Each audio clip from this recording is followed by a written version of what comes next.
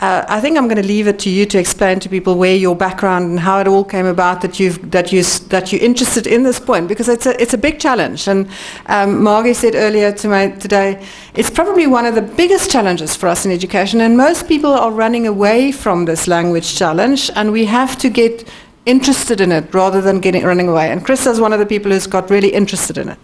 Now, this is a controversial issue. However, I think that we can use code switching responsibly.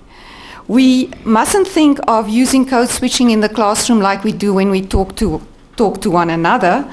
We have to think and plan very carefully how we use more than one language in the classroom. So we have to think in terms of strengthening terminology. I'm not talking about English language teaching here. I'm talking about teaching geography, mathematics, social studies, etc., through the medium of English. So we have to think very carefully when we plan which terms we're going to use in both languages. Or we have to think very carefully in terms of whether we want to start out in one language and then do a chunk in English and then end again in a home language. Or the other way around, start in English, do some explanation in a home language, and then get back to English. This is one way of using our teaching voices. But this needs to be supported by what people call co-languaging, which means using two languages in writing. But I wanted to talk about the issue of access to learning. How do our children access learning? And I wanted to talk to you about the quality of learning and teaching, right? And I wanted to base my presentation on equality in terms of learning opportunities. But I think Sabelo's challenges, in fact, will come into my talk.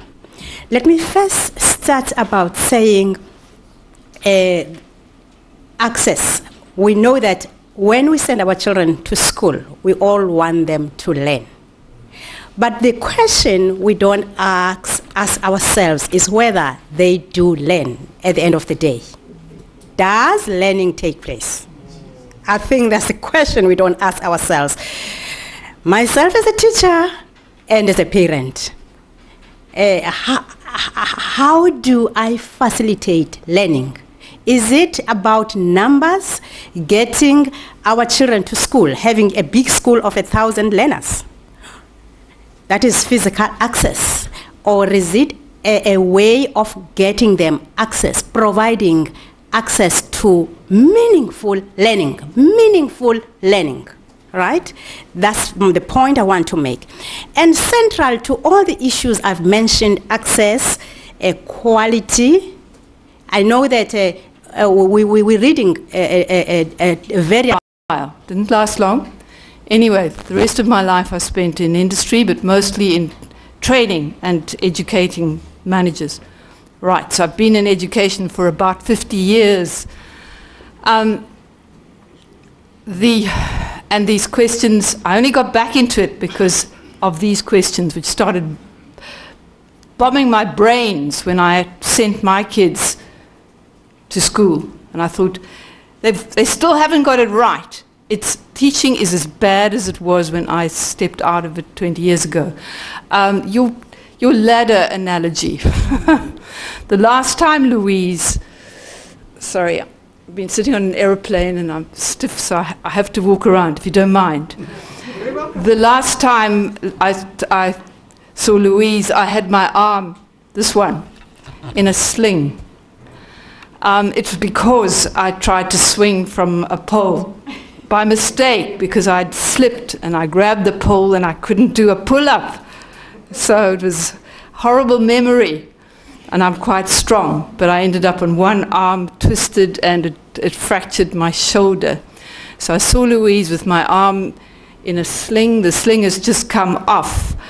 But I was then able to say to people, do you see what we do in grade 1 in Gauteng? And in Gauteng, the average is about 15 languages per class. So that is our reality, and I'm aware that I'm here in the Western Cape. It is different for you. So I must say, please bear with me. I'm talking from a very multilingual background.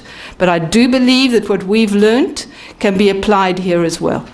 But I said to people, look what we do. We take their right hands when they come in grade 1, all ready to read and write. They've got those skills. Their brains, their cognitive patterning is all set up for learning in their home language. We say to them, okay, take your best arm and tie it behind your... I can't put it behind. Take your best arm, tie it to your body. You're not allowed to use that. You've got to take your other arm. Take your left hand. All right, it's not nearly so strong, but that's what you've got to learn in. So leave your best language at home with your dirty socks. It doesn't belong in education.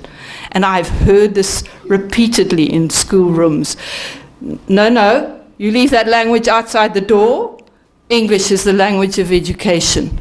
We won't even talk about the psychological effects of that. But that's the point. We say, tie your hand behind your back, use your left one. It will get stronger. It will, if you use it.